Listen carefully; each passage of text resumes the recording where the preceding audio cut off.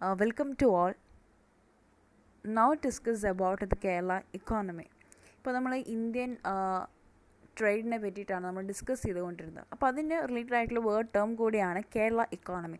കേരള ഇക്കോണമിനെ വെച്ച് നമ്മളൊരു ഓവർവ്യൂ എടുക്കുകയാണെങ്കിൽ പല രീതിയിലും നമുക്ക് പോസിറ്റീവായിട്ടുള്ള കുറേ കാര്യങ്ങളുണ്ട്, നെഗറ്റീവായിട്ടുള്ള കുറേ കാര്യങ്ങളുണ്ട്. അതൊക്കെയാണ് നമുക്ക് ഡിസ്കസ് ചെയ്യാനായിട്ട് പോകുന്നത്. ലൈക്ക് ഒരു ഓവർവ്യൂ ആണ് നമ്മളിപ്പോൾ ഇനി ഡിസ്കസ് ചെയ്യാനായിട്ട് പോകുന്നത്. First one is gross state domestic products. അതായത് സ്റ്റേറ്റ് ലെവലിൽ GDP നോക്കുമ്പോൾ വളരെയധികം ലോ ആണ് നമ്മുടെ കേരളത്തിൻ്റെ പോയിൻ്റ് ബേസ് നോക്കുകയാണെങ്കിൽ. അതുപോലെ തന്നെ പെർ ക്യാപിറ്റൽ ഇൻകം അങ്ങനെ തന്നെയാണ്. എന്നാൽ GSDP വെച്ച് കമ്പയർ ചെയ്യുമ്പോൾ നമ്മുടെ ഇന്ത്യനെ ബാക്കിയുള്ള സ്റ്റേറ്റിൽ വെച്ച് കമ്പയർ ചെയ്യുമ്പോൾ നമ്മുടെ പെർ ക്യാപിറ്റൽ ഇൻകം കേരളത്തിലാണ് കൂടുതലുള്ളത്. അടുത്തത് നമുക്കറിയാം, കേരളത്തിൽ ഏറ്റവും കൂടുതൽ വ്യക്തികൾ സ്പെൻഡ് ചെയ്യുന്നത് അല്ലെങ്കിൽ എക്സ്പ്ലോർ ചെയ്യുന്നത് അഗ്രികൾച്ചർ ഫീൽഡിലാണ്. ഇൻഡസ്ട്രി ഉണ്ടെങ്കിലും ഡിഫറെൻറ്റ് കാറ്റഗറിയിൽ നമുക്ക് ഇൻഡസ്ട്രീസൊക്കെ ഉണ്ടെങ്കിലും ലൈക്ക് ട്രഡീഷണൽ ആയിട്ടുള്ള കുറേ ഇൻഡസ്ട്രീസ് നമുക്ക് കേരളത്തിന് ഉണ്ട്. പറയുകയാണെങ്കിൽ കയർ ബോർഡ് ആൻഡ് ഷിപ്പ് യാർഡ്സ്, അങ്ങനെ പല രീതിയിലുള്ള ഇൻഡസ്ട്രീസ് നമുക്ക് ഉണ്ട്. പക്ഷേ വെച്ച് കമ്പയർ ചെയ്യുമ്പോൾ, അതായത് ഓവറോൾ വെച്ച് നോക്കുമ്പോൾ കൂടുതലും വ്യക്തികൾ, most of the people is invest agriculture. Industry ലെവലിൽ നോക്കുകയാണെങ്കിൽ വളരെയധികം ലോ ആണ്. അതുപോലെ തന്നെ കമ്മ്യൂണിക്കേഷൻ നെറ്റ്വർക്ക്സ്, ഡിഫറെൻറ്റ് കാറ്റഗറിയിലുള്ള സാറ്റലൈറ്റ്സ് ഉണ്ട്. അതേപോലെ തന്നെ അതിനുള്ള ടെർമിനൽസൊക്കെ നമ്മൾ കേരളത്തിലുണ്ടെങ്കിൽ തന്നെ ബാക്കി ഗ്ലോബലി വൈസ് നമുക്ക് കമ്പയർ ചെയ്യുമ്പോൾ കേരളത്തിൻ്റെ ആ ഒരു നെറ്റ്വർക്ക് കണക്ഷൻ വളരെയധികം പുവറാണ്. അതുപോലെ തന്നെ ഇൻഫ്രാസ്ട്രക്ചർ ഫെസിലിറ്റീസ്, ആദ്യമൊക്കെ നമ്മുടെ റോഡ് ട്രാൻസ്പോർട്ടേഷൻ ഫെസിലിറ്റീസും അതൊക്കെ വെച്ച് നോക്കുമ്പോൾ ലോ ആയിരുന്നു. ബട്ട് ഇപ്പോൾ പല ചേഞ്ചസുകളും നമ്മുടെ ഈ ഒരു ഇൻഫ്രാസ്ട്രക്ചർ ഫെസിലിറ്റീസിൽ വന്നിട്ടുണ്ട്. ഇതിപ്പോൾ മോഡ് ഓഫ് ട്രാൻസ്പോർട്ടേഷൻ ആയിക്കോട്ടെ, അല്ലെങ്കിൽ നമുക്ക് പല രീതിയിലുള്ള മൂവ്മെൻ്റ് ആയിരിക്കാം. ഇപ്പോൾ പല വെയർ ഹൗസുകളുണ്ട്. അപ്പോൾ അതുകൊണ്ട് തന്നെ വെയർ ഹൗസിന് ഫെസിലിറ്റി ചെയ്യുന്ന ഇറിഗേഷൻ ഡിപ്പാർട്ട്മെൻറ്റ്സ്, അതേപോലെ തന്നെ റോഡുകൾ, കനാൽസ്, പോർട്ടുകൾ, ഷിപ്പ് യാർഡ്സ്, ഇതൊക്കെ കൂടുതൽ സപ്പോർട്ട് ചെയ്യുന്ന ഇൻഫ്രാ ഫെസിലിറ്റീസ് നമ്മുടെ കേരള ഇക്കോണമിയിലുണ്ട്. അതുപോലെ തന്നെ എനർജി, നമുക്ക് 3 കാറ്റഗറിയിലുള്ള പവർ ജനറേഷൻ അല്ലെങ്കിൽ അതിൻ്റെ പ്രൊഡക്ഷൻ നടക്കുന്ന ഒരു സ്റ്റേറ്റും കൂടിയാണ് കേരള. തെർമൽ ആയിക്കോട്ടെ, ഒപ്പം തന്നെ കൂടുതൽ ഇപ്പോൾ റീസെൻ്റ്ലി ഇപ്പോൾ കേരളീസ് കൂടുതൽ ഫോക്കസ് ചെയ്യുന്നത് ഇപ്പോൾ സോളാർ എനർജിയാണ്. കാരണം നമുക്ക് സോളാർ വളരെ അവൈലബിലിറ്റി ഉള്ളത് കൊണ്ട് തന്നെ അതിലേക്കും കൂടുതൽ പേര് എന്ത് ചെയ്യുന്നുണ്ട്, ഫോക്കസ് ചെയ്യുന്നുണ്ട്. ദെൻ അടുത്ത ഏറ്റവും ഒരു ഇമ്പോർട്ടൻ്റ് ആയിട്ടുള്ള ഒരു കാര്യം തന്നെയാണ് ടൂറിസം. ടൂറിസത്തിൻ്റെ ഏറ്റവും വലിയ ഒരു ഹോട്ട്സ്പോട്ട് തന്നെയാണ് നമ്മുടെ കേരളം എന്ന് പറയുന്നത്. പല രീതിയിലുള്ള പല സ്ഥലങ്ങളെ നല്ല രീതിയിൽ എക്സ്പ്ലോർ ചെയ്യുന്ന അല്ലെങ്കിൽ ഒരു ടൂറിസം ഡിപ്പാർട്ട്മെൻറ്റിന് ഏറ്റവും കൂടുതൽ ഇൻകം കിട്ടുന്ന ഏരിയയും കൂടിയാണ് ടൂറിസം എന്ന് പറയുന്നത്. അടുത്ത അൺഎംപ്ലോയ്മെൻറ്റ്. കാരണം ഇപ്പോൾ ഇത്രയൊക്കെ കാര്യങ്ങളൊക്കെ നമ്മൾ പറഞ്ഞു, പോസിറ്റീവായിട്ടുള്ള സൈഡ്. അതിൻ്റെ വേറൊരു നെഗറ്റീവ് സൈഡ് കൂടിയാണ് എംപ്ലോയ്മെൻറ്റ്. അതായത് അൺഎംപ്ലോയ്മെൻറ്റും അതുപോലെ തന്നെ അണ്ടർ എംപ്ലോയ്മെൻറ്റും. എഡ്യൂക്കേറ്റഡ് ആണ്, ബട്ട് അതിനുള്ളൊരു ജോബ് ഓപ്പർച്യൂണിറ്റീസ് കേരളത്തിൽ വെച്ച് നോക്കുമ്പോൾ വളരെയധികം ലോ ആണ്. അടുത്തത് പോവർട്ടി ബാക്കിയെല്ലാം സ്റ്റേറ്റിൽ വെച്ച് കമ്പയർ ചെയ്യുമ്പോൾ നമ്മൾ ഏറ്റവും പോവർട്ടി റിമൂവ് ചെയ്യപ്പെട്ട ഒരു സ്റ്റേറ്റും കൂടിയാണ്. ബട്ട് എന്നാലും ചെറിയൊരു പെർസെൻറ്റേജ് പോവർട്ടി ഇൻകർ ചെയ്യുന്ന വ്യക്തികൾ നമ്മുടെ ഇടയിൽ തന്നെയുണ്ട്. ഇനി അടുത്തൊരു ഇമ്പോർട്ടൻറ്റ് ടേമാണ് എക്സ്പോർട്സ്. എക്സ്പോർട്ടിൽ നമുക്ക് വരുന്നത് അഗ്രികൾച്ചർ പ്രൊഡക്ട്സ് ആണ് കൂടുതലും ഫോക്കസ് ചെയ്യുന്നത്. ലൈക്ക് ദ സ്പൈസസ്, കയോ, റബ്ബർ, ഇങ്ങനെയുള്ള പല കാര്യങ്ങളും നമ്മൾ ഇന്ന് ചെയ്യുന്നുണ്ട്. Hand craft work, Gandhi village products, ഇതൊക്കെ നമ്മൾ എന്ത് ചെയ്യുന്നുണ്ട്, എക്സ്പോർട്ട് ചെയ്യുന്നുണ്ട്. അപ്പോൾ എക്സ്പോർട്ട് ലെവലിൽ നമ്മുടെ ഇന്ത്യയെ വെച്ച് നോക്കുമ്പോൾ ചെറിയൊരു പെർസെൻറ്റേജ് കോൺട്രിബ്യൂഷൻ എക്സ്പോർട്ട് ലെവലിൽ കേരളത്തിലുമുണ്ട്. അതുപോലെ തന്നെ ഉള്ളതാണ് ഫോറിൻ റെമിറ്റൻസ്. നമുക്കറിയാം, ഒരു കുടുംബത്തിൽ ഒരു വ്യക്തിയെങ്കിലും ഗൾഫിലുണ്ടായിരിക്കും, അല്ലെങ്കിൽ ഫോറിൻ കൺട്രീസിൽ വർക്ക് ചെയ്യുന്ന ആൾക്കാരാണ്. അതുകൊണ്ട് തന്നെ കേരളത്തിൻ്റെ ഏറ്റവും വലിയൊരു ഇൻകം തന്നെയാണ് ഈ ഒരു ഫോറിൻ റെമിറ്റൻസ് എന്ന് പറയുന്നത്. ഇപ്പോൾ നമുക്ക് ഈ കൊറോണ വന്നപ്പോൾ തന്നെ നമുക്കതിൻ്റെ പല ഇമ്പാക്റ്റും വന്നിട്ടുണ്ട്. കാരണം ഫോറിൻ റെമിറ്റൻസ് ഇല്ലാത്തതുകൊണ്ട് തന്നെ, അതായത് കുറേ പേരുടെ ജോലി നഷ്ടപ്പെട്ട് ഗൾഫ് കൺട്രീസിലൊക്കെ വന്നവരൊക്കെ ഉണ്ടായിരുന്നു. ആ സമയത്ത് കേരള ഗവൺമെൻറ്റിനെ ഏറ്റവും കൂടുതൽ ബേർഡൻ ആയിട്ടുള്ളത്, അല്ലെങ്കിൽ അവരുടെ ഒരു ഫിനാൻഷ്യൽ ക്രൈസിസ് വരാൻ ഏറ്റവും കൂടുതൽ ലീഡ് ചെയ്തിട്ടുള്ളത് ഈ ഒരു ലോ ഫോറിൻ റെമിറ്റൻസ് ആയിരുന്നു. അപ്പോൾ കേരളത്തിനെ വെച്ച് പറയുകയാണെങ്കിൽ most of people are working in the abroad. So അതുകൊണ്ട് തന്നെ ഒരു ഫോറിൻ റെമിറ്റൻസ് നമുക്കൊരു നല്ലൊരു ഫീച്ചർ കൂടിയാണ്. ഇനി അടുത്തതാണ് ഡെപ്റ്റ്. ഇപ്പോൾ റീസെൻ്റ്ലി ഇപ്പോൾ നമുക്കറിയാം കണ്ടിന്യൂസ് ആയിട്ട് ഫ്ലഡ് വന്നിട്ടുണ്ട്, കൊറോണ, അങ്ങനെയുള്ള പല ക്രൈസിസിലും കേരള ഗവൺമെൻറ്റിന് പല രീതിയിലും പല വ്യക്തികളിൽ നിന്നും പല ഇൻസ്റ്റിറ്റ്യൂഷൻസിൽ നിന്നും ഡെപ്റ്റ് എടുക്കേണ്ടി വന്നിട്ടുണ്ട്. അപ്പോൾ അതും ഒരു കേരള ഇക്കോണമിയുടെ ഒരു ഓവർവ്യൂ പറയുമ്പോൾ നമുക്കത് കൺസിഡർ ചെയ്യേണ്ട ഒരു കാര്യമാണ്. ഡെപ്റ്റ് പല സിറ്റുവേഷൻസിൽ നമുക്കത് ഓവർകം ചെയ്യാനായിട്ട് ഡെപ്റ്റ് എടുക്കേണ്ടി വന്നിട്ടുണ്ട്. അടുത്താണ് FDI. ചെറിയൊരു പെർസെൻറ്റേജ് പല കാറ്റഗറിയിൽ, ഇപ്പോൾ ടൂറിസത്തിനായിരിക്കാം, ഇൻഷുറൻസ് ഫീൽഡ്, അതുപോലെ തന്നെ ഇൻഡസ്ട്രി ലെവൽ, ഇതിനൊക്കെ നമുക്ക് FDI ചെറിയ പെർസെൻറ്റേജെങ്കിലും കേരളത്തിന് പറയാനായിട്ടുണ്ട്. അടുത്തത് മിനറൽസ്. കേരളത്തിൻ്റെ അത്ര വെൽത്തായിട്ട് നമുക്ക് മിനറൽസ് ഇല്ലെങ്കിലും ചെറിയ രീതിയിലുള്ള മിനറൽസുകൾ, ലൈക്ക് ഇപ്പോൾ ടൈറ്റാനിയം, അതുപോലെ തന്നെ റൂട്ടൈൽ, തോറിയം, ഇങ്ങനെയുള്ള ചെറിയ ചെറിയ മിനറൽസ്, അതായത് അത്രയും ലാർജ് പോർഷൻ അല്ല, എന്നാൽ ഒരു ആവറേജ് പെർസെൻറ്റേജ് നമുക്ക് മിനറൽസ് നമ്മുടെ കേരളത്തിൽ തന്നെയുണ്ട്. അതിനുള്ള ഇൻഡസ്ട്രീസ് നമ്മൾ റൺ ചെയ്യുന്നുണ്ട്. And the last one is the public sector undertakings. Okay, അതായത് നമ്മുടെ ഇലക്ട്രിസിറ്റി, അതേപോലെ തന്നെ engineering, pharmaceutical, public services, social services, ഇതിലൊക്കെ എന്താണ് ഒരു പബ്ലിക് സെക്ടർ അണ്ടർടേക്കിങ്സ് നമുക്ക് കൂടുതലായിട്ടുണ്ട്. അതായത് സ്റ്റേറ്റ് ഗവൺമെൻറ് ഓൺഡ് ഇൻഡസ്ട്രീസ് വളരെയധികം കൂടുതൽ, അല്ലെങ്കിൽ എൻ്റർപ്രൈസസ് വളരെയധികം കൂടുതലാണ് നമ്മുടെ കേരളത്തിൽ. ഇത്രയൊക്കെയാണ് നമ്മുടെ കേരള ഇക്കോണമി. നമുക്ക് അറിയുന്ന കാര്യങ്ങൾ തന്നെയാണ്, അത് ഓരോ പോയിൻ്റ് വൈസ് ആയിട്ട് നമ്മുടെ ടെക്സ്റ്റ് ബുക്കിൽ കൊടുക്കുന്നുണ്ടെന്ന് മാത്രം. അത് നിങ്ങളൊന്ന് ജസ്റ്റ് വായിച്ചു നോക്കുക, നിങ്ങൾക്ക് അറിയുന്ന കാര്യങ്ങളാണ്.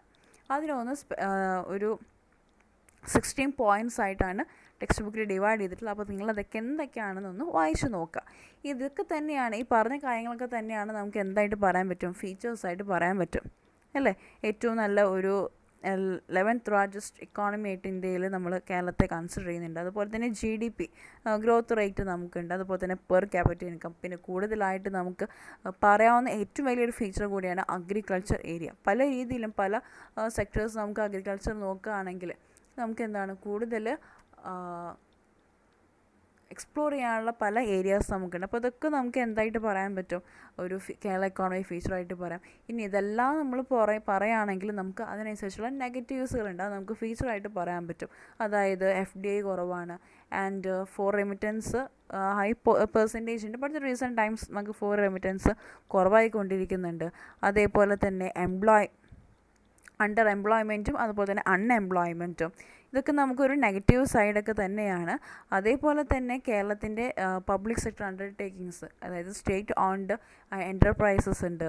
അതുപോലെ തന്നെ പല കേരളത്തിന് നല്ല രീതിയിലുള്ള മിനറൽസ് ഡെപ്പോസിറ്റ്സുകളുണ്ട്. ഹൈ പോപ്പുലേഷൻ ഡെൻസിറ്റിയാണ് നമ്മുടെ കേരളത്തിൽ. നല്ല ഡെവലപ്ഡ് ആയിക്കൊണ്ടിരിക്കുന്ന ഒരു ഒരു സ്റ്റേറ്റ് കൂടിയാണ് കേരളം. അതുകൊണ്ട് തന്നെ നല്ല രീതിയിലുള്ള ഇൻഫ്രാസ്ട്രക്ചർ ഫെസിലിറ്റീസ് ഒക്കെ ഉണ്ട്. ഈ പറഞ്ഞ കാര്യങ്ങൾ തന്നെയൊക്കെയാണ് എന്ത് വരുന്നത്, നമ്മുടെ features of the Kerala economy ആയിട്ട് പറയുന്നത്. ഈ പോസിറ്റീവായിട്ടുള്ള പല കാര്യങ്ങളും നമുക്ക് കേരളത്തിൽ ഒരു ബിസിനസ് ഓപ്പർച്യൂണിറ്റീസാണ് ഉള്ളത്. അതായത് കേരളത്തിൻ്റേതായിട്ടുള്ള പല അഡ്വാൻറ്റേജസ് ഉണ്ട്. അത് നമുക്ക് എന്തായിട്ട് കൺസിഡർ ചെയ്യാനായിട്ട് പറ്റും, ഒരു ബിസിനസ് ഫീൽഡിലേക്ക് നമുക്ക് മുന്നോട്ട് കൊണ്ടുപോകാനായിട്ട് പറ്റും. കാരണം എന്ന് വെച്ച് കഴിഞ്ഞാൽ കേരളത്തിന് മോസ്റ്റ് അഡ്വാൻസ്ഡ് സൊസൈറ്റി ഉണ്ട്. അതേപോലെ തന്നെ highest physical quality life index ഉണ്ട്.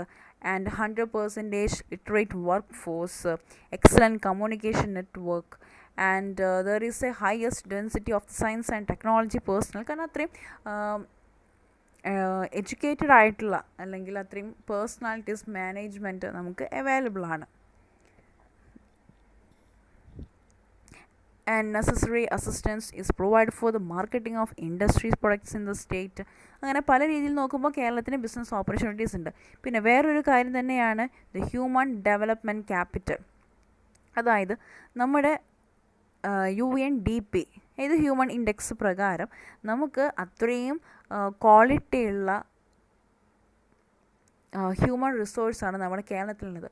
അതൊരു വേണമെങ്കിൽ ഒരു എക്സാമ്പിൾ വെച്ച് പറയാം. ഇപ്പോൾ നോർത്ത് ഇന്ത്യൻസിലൊക്കെ അവരുടെ ഒരു ലൈഫ് എക്സ്പെക്റ്റൻസി അതൊക്കെ നോക്കുമ്പോൾ വളരെയധികം ലോ ആണ്. ബിക്കോസ് അവരുടെ ഒരു ഫുഡ് ഹാബിറ്റ്സ് ആയിരിക്കാം, അല്ലെങ്കിൽ അവർക്ക് ആവശ്യമായിട്ടുള്ള ആ ഒരു ഫുഡോ അല്ലെങ്കിൽ പ്രോട്ടീനുള്ള ഫുഡുകളോ ഒന്നും നമുക്ക് അവൈലബിൾ ആയിരിക്കും. ബട്ട് നമ്മുടെ കേരളത്തിൽ ആ ഒരു സ്റ്റാർട്ടിങ് തന്നെ ഒരു പ്രഗ്നൻസി ടൈം മുതലേ തന്നെ ഗവൺമെൻറ്റും ബാക്കിയുള്ള ഓർഗനൈസേഷൻസും അവരുടെ ആ ഒരു ഡെവലപ്മെൻറ്റ്, അതായത് അവരുടെ ആ ലൈഫിന് ഇൻഡെക്സ് മാക്സിമം കൂട്ടാനായിട്ട് നോക്കുന്നുണ്ട്, അതിനനുസരിച്ചുള്ള പല സ്കീമുകളും പ്രൊവൈഡ് ചെയ്യുന്നുണ്ട്. ഒപ്പം തന്നെ അത്രയും എഡ്യൂക്കേറ്റഡ് ആയിട്ടുള്ള ഒരു ഹ്യൂമൻ ഡെവലപ്മെൻറ്റാണ് നമുക്കിവിടെ നടന്നുകൊണ്ടിരിക്കുന്നത്. കാരണം എല്ലാവരും എഡ്യൂക്കേറ്റഡ് ആയിട്ടുള്ള വ്യക്തികളാണ്. ഇപ്പോൾ ഈവൺ യൂത്ത് ആയിക്കോട്ടെ അല്ലെങ്കിൽ അപ്കമ്മിങ് ജനറേഷൻ ആയിക്കോട്ടെ, എല്ലാം എന്താണ് മാക്സിമം അതൊരു ലിറ്ററേറ്റ് ലെവലിലാണ് അല്ലെങ്കിൽ കുറച്ചും കൂടി എഡ്യൂക്കേറ്റഡ് ആയിട്ടുള്ള വ്യക്തികളെ നമുക്ക് അവൈലബിൾ. അതൊക്കെ നമുക്ക് എന്താക്കി മാറ്റാം, ഒരു ബിസിനസ് ഏരിയയിലേക്ക്. കാരണം അവരുടെ നല്ല ക്വാളിറ്റിയുള്ള വ്യക്തികളുണ്ടെങ്കിൽ അല്ലെങ്കിൽ എംപ്ലോയീസ് ഉണ്ടെങ്കിൽ ഡെഫിനറ്റ്ലി നമുക്ക് ബിസിനസ്സിനെ നല്ല രീതിയിൽ മുന്നോട്ട് കൊണ്ടുപോകാൻ അവരുടെ ഐഡിയോളജീസൊക്കെ നമുക്ക് യൂസ് ചെയ്യാനായിട്ട് പറ്റും. അടുത്താണ് traditional area of the strength. നമുക്ക് ട്രഡീഷണലി നമുക്ക് പല കാര്യങ്ങളും നമുക്കുണ്ട്.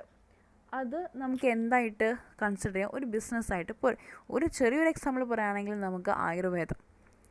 ഓക്കെ, ട്രഡീഷണലായിട്ട് നമ്മൾ ഫോളോ ചെയ്യുന്നതാണ് ആയുർവേദ ട്രീറ്റ്മെൻറ്റുകളൊക്കെ, നാച്ചുറോപ്പതി, അതുപോലെ തന്നെ ട്രഡീഷണൽ ഹെൽത്ത് കെയർ സിസ്റ്റംസ്. ഇപ്പോൾ ഈ ഒരു റീസെൻറ്റ് ടൈമിൽ അത് വളരെയധികം കൂടിക്കൊണ്ടിരിക്കുകയാണ് അല്ലേ, ട്രഡീഷണൽ ഏരിയാസിലേക്ക്.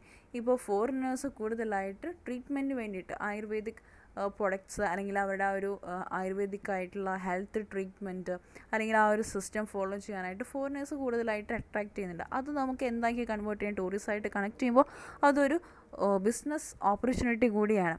പിന്നെ അതേപോലെ തന്നെ നമ്മുടെ ട്രഡീഷണൽ ആയിട്ടുള്ള പല പ്രൊഡക്ട്സുകൾ like natural rubber, coconuts, paper, cardamoms, ഇതൊക്കെ നമുക്ക് എന്തായി മാറാണ്, കാഷ്നട്ട്സ്, കോഫി, ഇതും നമ്മുടെ ട്രഡീഷണലാണ്. ഇതൊക്കെ നമുക്ക് എന്താക്കി മാറ്റാം, ബിസിനസ് ഓപ്പർച്യൂണിറ്റീസ് ആയിട്ട് നമുക്ക് കൺവേർട്ട് ചെയ്യാനായിട്ട് പറ്റും. അതുപോലെ തന്നെ ഇക്കോണമിയിൽ സക്സസ്ഫുൾ ഡിസ്പോറ, അതായത് നമുക്ക് കൂടുതൽ പേരും എന്താണ് NRIs ഉണ്ട്. അതാണ് നമ്മൾ നേരത്തെ ഡിസ്കസ് ചെയ്ത പറഞ്ഞ നമ്മുടെ ഫോറിൻ റെമിറ്റൻസ് നമുക്ക് ഇഷ്ടം പോലെ ഉള്ളതുണ്ട്. അതുകൊണ്ട് തന്നെ നമുക്ക് ഒരു അണ്ടർടേക്കിങ്സ് അല്ലെങ്കിൽ ഒരു കൊളാബറേഷൻ, നമുക്ക് ഫോറിൻ കൊളാബറേഷൻ നമുക്ക് അവൈലബിലിറ്റി ഉണ്ട്. അതുപോലെ തന്നെയാണ് ടോപ്പ് ക്വാളിറ്റി ഇൻഫ്രാസ്ട്രക്ചർ. കാരണം നമുക്ക് ഏറ്റവും ഇമ്പോർട്ടൻ്റ് ആയിട്ടുള്ള ഒരു കാര്യമാണ്, ഇപ്പോൾ ഒരു ബിസിനസ് നമുക്ക് സ്റ്റാർട്ട് ചെയ്യണം അല്ലെങ്കിൽ ഒരു നല്ലൊരു എൻ്റർപ്രൈസ് സ്റ്റാർട്ട് ചെയ്യണമെങ്കിൽ ഏറ്റവും കൂടുതൽ ഫോക്കസ് ചെയ്യുന്ന ഒരു കാര്യമാണ് ഇൻഫ്രാസ്ട്രക്ചർ. അത് ട്രാൻസ്പോർട്ടേഷൻ ഫെസിലിറ്റീസ് ആയിരിക്കും, ബാക്കി ഈ മൂവ്മെൻറ്റ്സ് ആയിരിക്കാം. ഇതിനൊക്കെ എന്താണ്, അത്രയും ഹൈ ക്വാളിറ്റിയുള്ള നമുക്ക് അതിനുള്ള ഒരു ഫെസിലിറ്റീസ് ഉണ്ടെങ്കിൽ മാത്രമാണ് ബിസിനസ്. അത് നമ്മൾ നോക്കുമ്പോൾ മെജോറിറ്റി അല്ലെങ്കിൽ ആവറേജ് നമുക്ക് നോക്കുകയാണെങ്കിൽ ഒരു നല്ല രീതിയിലുള്ള ഇൻഫ്രാസ്ട്രക്ചർ ഫെസിലിറ്റീസാണ് നമ്മുടെ കേരളത്തിലുള്ളത്. അത് നമുക്കൊരു ബിസിനസ് ഓപ്പർച്യൂണിറ്റി ആയിട്ട് നമുക്ക് കൺവേർട്ട് ചെയ്യാനായിട്ട് പറ്റും. അതുപോലെ തന്നെയാണ് ഇൻവെസ്റ്റ്മെൻറ്റ് ക്ലൈമറ്റ്.